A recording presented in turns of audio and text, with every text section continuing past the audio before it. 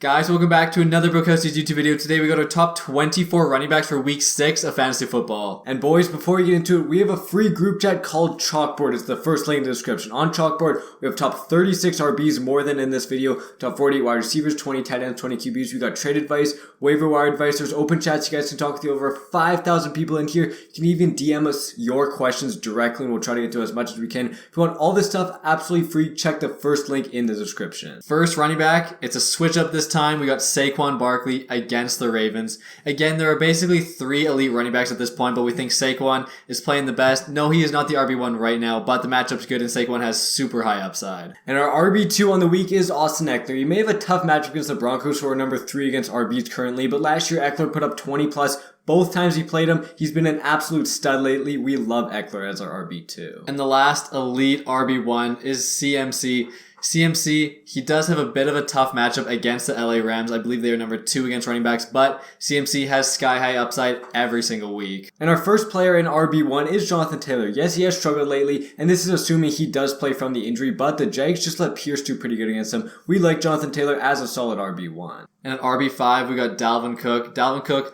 finally had a good game last week against the Bears. Had 2 rushing touchdowns, had over 25 fantasy points. Matchup this week is pretty medium. It's against the Dolphins. I believe they are 20th against running backs. They were 7th, but then the Jets just ran all over them. So it's a solid matchup. Dalvin Cook looks like he's getting better. Like this for Dalvin Cook in week 6. And our RB6 on the week is Leonard Fournette. He finally broke out over 30 fantasy points. He was getting funnel targets against the Steelers. We like the Bucs to be up in this game a good amount, running a lot. Fournette is that clear RB1 in this offense. We love Fournette for week 6. And at RB7, we got Nick Chubb. Nick Chubb has been balling lately. He's averaging over 20 fantasy points a week, but the matchup is tough. New England is number 6 against running back, so again, not a great matchup, but Chubb is still a great RB1. And last RB in this tier is Alvin Kamara. He was terrible until last week against the Seahawks.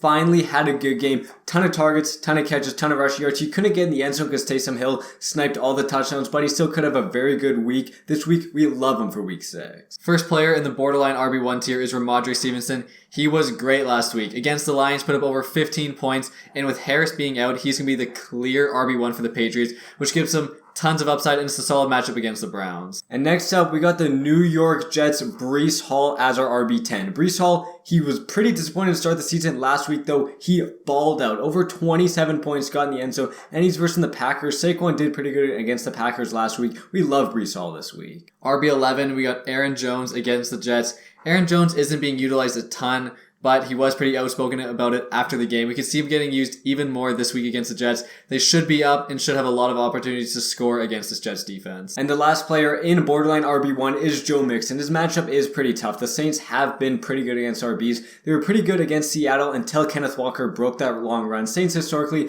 good against RBs. Joe Mixon hasn't been amazing so far. He had that one good game 2 weeks ago against the Dolphins. We like Joe Mixon, just not as an elite RB1. First player in the elite RB2 range is James Conner. This is obviously assuming he does play. He does have a rib injury. If he does not play, Eno Benjamin should be basically around the spot. But James Conner, great matchup against the Seahawks. Seahawks have struggled big time against running backs. And next up at RB14, we have Melvin Gordon. Great matchup against the Chargers. Last week, Chubb and Hunt both had a very good game. Melvin Gordon, again, he might get stolen a bit on third down from Mike Boone. Latavius Murray might have a bit of a role, but he still should be the RB1 in Denver and is a solid RB2 for week 6. And at running back 15 is Raheem Mostert. Raheem Mostert was great last week. Had over 19 fantasy points. Is the clear RB1 for the Dolphins at this point, playing way more snaps than Edmonds.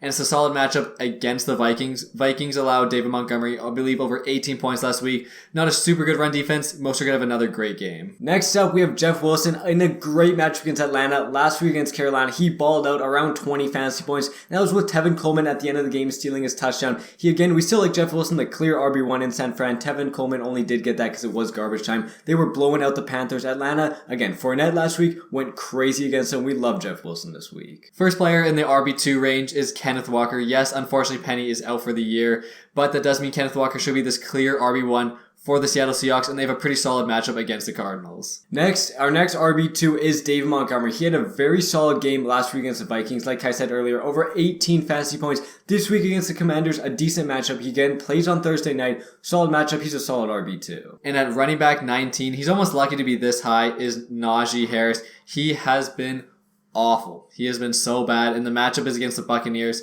who is super, super tough against running backs. This matchup sucks. Again, hate Najee Harris. He's almost lucky to be ranked this high at 19. And next at RB20, we have Miles Sanders going against Dallas. Dallas is pretty solid against the run, but Miles Sanders 2 weeks ago versus the Jaguars showed his upside. Over 27 fantasy points, had 2 touchdowns. The problem with Miles Sanders, Jalen Hurts steals a lot of his touchdowns. Against Dallas, it's a mid matchup. He's a mid RB2. And last player in this tier is Clyde Edwards-Helaire. He has proven to be super, super touchdown dependent. Last week, he had under 10 points, but he was a yard away from a touchdown, which would have made him pretty solid. Again, if he scores touchdowns, he's awesome. If he doesn't, he's pretty bad. And our next borderline RB2 is Devin Singletary. Devin Singletary last week, very disappointing, only 5.6 points, but the 2 weeks before, he had 11 and 24. His snap percentage was very high in those 2 good games, 73, then 88. Last week, only 54. James Cook stole a deep rushing touchdown. Plus, they were killing the Steelers by so much, they didn't need to have Devin Singletary out there. He's a solid start for week 6. And at running back 23, it's Kareem Hunt. Again, like Nick Chubb, this matchup is super tough against the Patriots. Patriots are number 6 against running backs.